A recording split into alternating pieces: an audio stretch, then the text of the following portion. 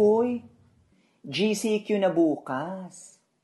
Huwag nating isabuhay yung 2020 saying na, gala now, abo later. Wow.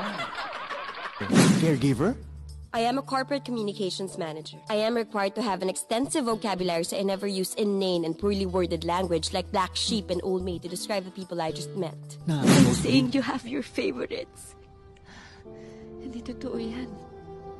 Ma, naalala mo?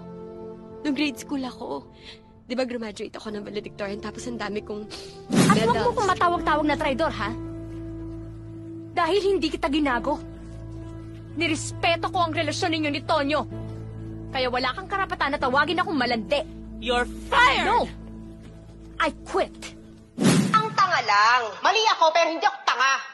O bakit sinabi ko bang tanga ka? Sasabi mo lang, di ba? Na-misinterpret yun na naman ako eh. Hindi ko sinabi yun. Nasabi ko, ang tanga yung idea. Ang paglalandi sa asawa ko. At kung siya, ayaw niyang tumigil. Pwede kong kalimutan ang pagiging edukada ko. Kakalad ka rin kita palabas hanggang matapos ako.